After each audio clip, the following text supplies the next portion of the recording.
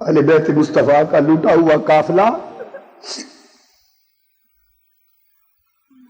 حیران پریشان ہے، اور شہداء کے اور امام علی مقام سمیت سر انور بدبختوں نے کاٹ پر نیزوں پر چڑھا دیے۔ اب کٹے ہوئے سروں کو نیزے پر رکھ کر نیزوں کا قافلہ، کٹے ہوئے سروں کا قافلہ اور لٹے پٹے گلشن مصطفیٰ کا قافلہ اب سوئے دمشق روانہ ہو گیا ہے۔ رات پڑ گئی، ایک گرجا آیا، بدبخت یزیدیوں نے سوچا کہ یہاں پڑاؤ کر لیں، رات آرام کر لیں، تھک گئے۔ اس گرجے میں جو پادری تھا، بڑا بوڑھا نیک عبادت گزار پادری تھا پرانے وقت کا، اس نے قافلہ دیکھا، کچھ روشنی دیکھی، شور دیکھا، باہر آ گیا، پوچھا یہ قافلہ کیا ہے؟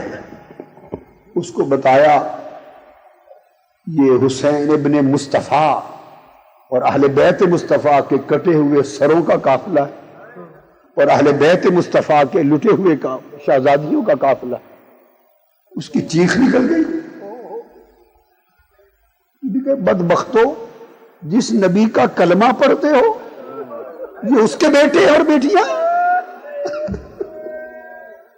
انہوں نے کہا ہم نے رات آرام کرنا ہے، جگہ دے دو۔ اس نے کہا میرے اسی گرجا میں آرام کر لو، میرے گرجے میں آرام کر لو۔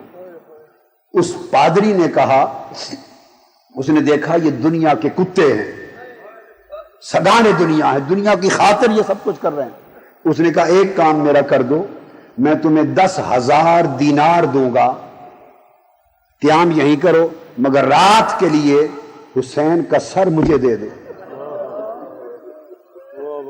اب مسیحی عیسائی راہب ہے، عیسائی راہب، تم آرام کرو، حسین کا سر مجھے دے دو، صبح دے دوں گا 10,000 دینار کے بدلے۔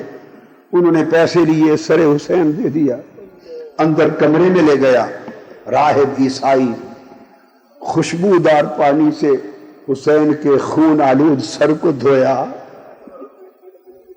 دھوتا رہا، پھر خوشبو لگائی، پھر روشنی جلا کے ساری رات حسین کے سر کو لبوں کو چومتا رہا،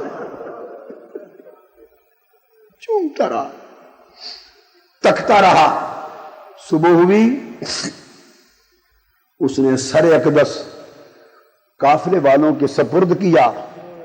آقا علیہ السلام نے کرم کیا، فرمایا راہب میرے حسین کے سر کی تکریم کی ہے، لے ایمان اور جنت تحفے میں لے لے۔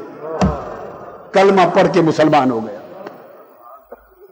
تکریم سر حسین کے صدقے ایمان بھی ملا، جنت بھی ملی۔ سب سے پہلے نئی ویڈیوز کو حاصل کرنے کے لیے شیخ الاسلام ڈاکٹر محمد طاہر القادری کے آفیشیل یوٹیوب چینل کو سبسکرائب کریں اور بیل آئیکن کلک کریں۔